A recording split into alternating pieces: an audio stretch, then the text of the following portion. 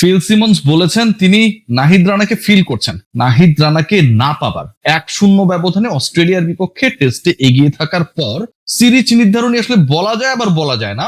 মাকাই টেস্টে নাহিদ রানার না থাকা, ইনজুরিতে পড়া বাংলাদেশ দলের তাকে মিস করাটা খুব স্বাভাবিক। এখন নাহিদ রানার এই প্রসঙ্গ যখন হেড কোচ তুলেছেন, ঠিক তখন পেস ডিপার্টমেন্টে শরীফুল ইসলাম তার খেলাটা প্রায় নিশ্চিত, মানে সব ঠিক থাকলে গ্রেট ব্যারিয়ার রিফ অ্যারেনায় আমি সকালে যে আলোচনাটা করেছিলাম শরীফুল মোটামুটি খেলছেন, এটা কনফার্ম। ডিসকাশনের পয়েন্ট যেটা যে আসলে পরিবর্তন কতগুলো বাংলাদেশ দল, শরীফুল যদি ইনক্লুড হন তাহলে কাউকে না কাউকে বসতে হবে। শরীফুল যদি ইনক্লুড হন তাহলে কি সেই বসে থাকা ক্রিকেটার বা যাকে উইনিং কম্বিনেশন ভাঙার মাধ্যমে দল থেকে বাইরে রাখা হবে তিনি কি স্পিনার মিরাজ এবং তাইজুলের কেউ? মিরাজের হবার সম্ভাবনা নেই, তাইজুল ইসলাম, নাকি অপর 3 পেসারের কেউ? অপর 3 পেসারের মধ্যে হাসান মাহমুদকে আপনি মানে স্বপ্নেও বাদ দেবেন না, তাহলে বাকি থাকলো এবাদত এবং তাসকিন আহমেদ। এই দুজনের একজন বাদ পড়ছেন, নাকি তাইজুল বাদ পড়ছেন? বাংলাদেশ কি 4 পেসার নিয়ে খেলছে নাকি 3 পেসার নিয়ে খেলবেন? শরীফুল ইন করবেন অন্য কোনো পেসারের জায়গায়, তাইজুল এবং মিরাজের যে স্পিনিং পার্টনারশিপ সেই পার্টনারশিপটা আমরা গ্রেট ব্যারিয়ার রিফ অ্যারেনায় অস্ট্রেলিয়ার বিপক্ষে সিরিজের সেকেন্ড টেস্টে দেখতে পাবো। এরকম অনেকগুলো প্রশ্ন রয়েছে এবং সেই প্রশ্নের সাথে আরো একটা ইম্পর্টেন্ট প্রশ্ন, সেই প্রশ্নের উত্তর খোঁজার চেষ্টা করা হচ্ছে। বলা হচ্ছে সুইমিং কন্ডিশন, বলা হচ্ছে যে এখানে অনেকটা ওই যে বললাম যে মানে কাটপেস্ট করে দেয়া হবে গ্যাবার যে উইকেট, ব্রিসবেনের যে গ্যাবার ইন্টারন্যাশনাল স্টেডিয়ামের উইকেট, সেই উইকেট মানে সেখানে ফাস্ট বোলারদের প্রাধান্য থাকবে, পেস বোলাররা সেখানটায় ফ্যাসিলিটিস পাবেন। সো ওইটাকে মাথায় রেখে বাংলাদেশ কি বোলিং অপশন বাড়ানোর জন্য একই সাথে ব্যাটিং অপশন হিসেবেও কাজে লাগানোর জন্য সৌম্য সরকারকে ইনক্লুড করার পরিকল্পনা করছে কিনা?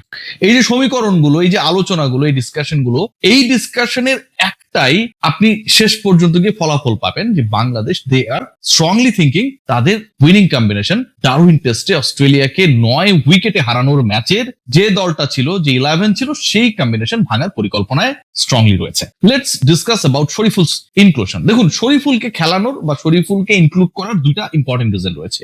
1 নাম্বার পয়েন্ট যেটা, সেটা হচ্ছে শরীফুল যেহেতু বাঁহাতি লেফটি পেসার এবং স্কোয়াডে বাঁহাতি পেসার, তিনি শরীফুলকে খেলালে একটা বৈচিত্র্য অ্যাড হয় বাংলাদেশের পেস ডিপার্টমেন্টে। অলরেডি বাংলাদেশের পেস ডিপার্টমেন্ট অস্ট্রেলিয়ান ব্যাটারদেরকে কঠিন পরীক্ষায় ফেলেছিল, আপনারা সেটা দেখেছেন। প্রথম ইনিংসে 10 উইকেটে 10টাই হাসান মাহমুদ, তাসকিন এবং ইবাদত নিয়েছিলেন। সো এটা একটা।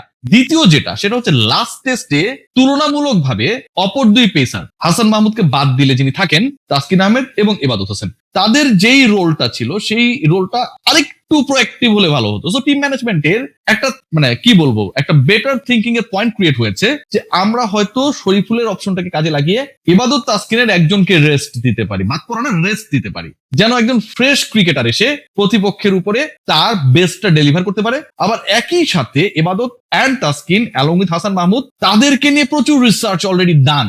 ডারউইন টেস্টে তারা অস্ট্রেলিয়ার মাটিতে কিভাবে পারফর্ম করেছেন সেই পুরো ব্যাপারটা, পুরো ফিগারটা, এভরিথিং তাদের সামনে রয়েছে, পিকচারটা তাদের সামনে রয়েছে। তো শরীফুল এখানটা একটা চমক হতে পারে। Early wicket, early breakthrough নেওয়ার ক্ষেত্রে Shoriful could play a very vital role. এখন এই শরীফুল ইসলামকে ঢুকাতে গেলে আপনাকে কাউকে না কাউকে বসাতে হবে। ইনিশিয়াল ডিসকাশন যেটা বাংলাদেশ 4 জন পেসার নিয়ে খেলবে, খেলার সম্ভাবনা রয়েছে, ডিসকাশন রয়েছে, এবং এই ডিসকাশনকে আরো বেশি উস্কে দিয়েছে আজকে সারাদিন অস্ট্রেলিয়ার ব্যাটাররা যখন প্র্যাকটিস করছিল, দূর থেকে বাংলাদেশি সাংবাদিক যারা ছিলেন তারা গ্রেট ব্যারিয়ার রিফ অ্যারেনার যে উইকেট, সেন্টার উইকেট, সেই উইকেটকে দেখেছেন মানে খুব বেশি গ্রাসি টাইপের না, বাট পরবর্তীতে আসলে তো গ্রাস চিটার টিটার দিয়ে অনেক কিছু করা হয়। আবার অস্ট্রেলীয় ব্যাটাররা যেখানটায় প্র্যাকটিস করছেন সেটা হচ্ছে একদমই গ্রিন টপ। এই যে ঘটনাটা, মানে আপনি যেই উইকেটে খেলবেন সেটা এখন পর্যন্ত সেই গ্রিনিশ চেহারায় নেই, বাট ওই খেলার আগে যে প্রিপারেশনটা নিচ্ছে স্পেশালি অজিসরা, তারা হচ্ছে টোটাল গ্রিন উইকেটের মধ্যে প্রিপারেশন নিচ্ছে। সো ওই যে প্রিপারেশন এবং সেটার অনুবাদ যদি মূল ম্যাচে হয়, তার মানে আপনি গ্রিন উইকেটেই খেলবেন, এবং সেটা করতে গিয়ে 4 পেসার যদি বাংলাদেশ নেয় তাহলে কনফার্ম তাইজুল ইসলাম বাদ পড়ছে। প্রিভিয়াস হিস্ট্রি যদি দেখা হয়, লাবুশেন স্পিনার, তিনিও এখানটায় শর্টার ফরম্যাটে ক্রিকেটে খুবই ইফেক্টিভ ছিলেন। ওই জিনিসটাও মাথায় রাখতে হচ্ছে, কারণ ওই ব্রিসবেনের গ্যাবা আর ম্যাকাই, এই দুইটার মধ্যে একটা পার্থক্যের জায়গা রয়েছে, স্থানগত পার্থক্যের জায়গা রয়েছে, ওয়েদারগত পার্থক্যের জায়গা রয়েছে। তো ওই জায়গাটায় আসলে বাংলাদেশ কি সত্যি তাইজুলকে বসিয়ে ফেলবে, শরীফুলকে নিয়ে 4 pacer খেলাবে? They are confused. Still they are confused. They haven't taken any proper decision, specific decision that আমরা 22nd of August এই ডিসিশনে, এই পরিকল্পনায় আগাচ্ছি। আর একটা পরিকল্পনা রয়েছে যে এবাদতকে বসিয়ে তাসকিনকে বাংলাদেশ টিম ম্যানেজমেন্ট ড্রপ করবে না। আমি যতটুকু বুঝি, আমি যতটুকু জানি, আমি যতটুকু বিশ্বাস করি, এবাদতকে বসিয়ে এবাদতের জায়গায় শরীফুলকে খেলানো।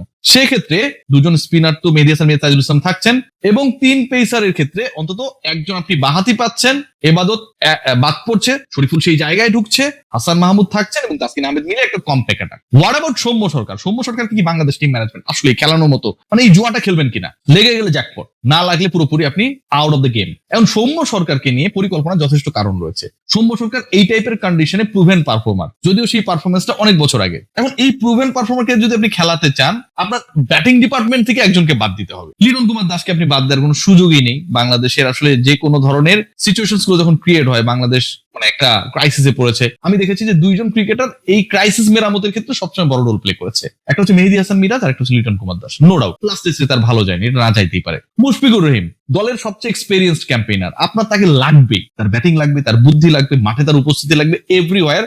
মুশফিকুর রহিমকে আপনি কোনোভাবেই ড্রপ করার, নিশ্চয়ই সৌম্য সরকারকে ইনক্লুড করে বাদ দেওয়ার পরিকল্পনা করবেন না, সেটা করবেন না।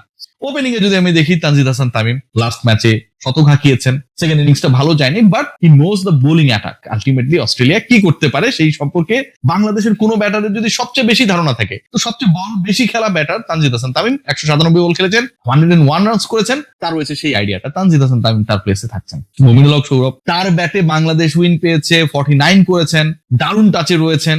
মুমিনুল হক সৌরভ থাকছেন, নাজমুল হোসেন শান্ত ইজ দ্য ক্যাপ্টেন। সো স্পেসটা আসলে কোথায়? Where is the space for Soumya Sarkar? Space একটাই রয়েছে, সাদমান ইসলামের সাথে যেই পার্টনারশিপটা ওপেনিং আমরা দেখেছি, সাদমানকে ড্রপ করে সৌম্য সরকারকে বাংলাদেশ খেলাবে কিনা, বাট এখানটায় পয়েন্ট রয়েছে। সেকেন্ড ইনিংসে সাদমান তো রানস করেছে, বাট রান করার ধরনটা অনেক বেশি আগলি ছিল। স্ট্যাম্পের কাছ দিয়ে ব্যাটে লেগে বল চলে যাচ্ছে, মিসহিট হচ্ছে, এরকম কিছু ঘটনা প্রবাহ ছিল। অন্তত 3টা বাজে মিসহিট, সেগুলোতে তিনি আউটও হতে পারতেন। হি ওয়াজ শেকি এট দ্য টাইম।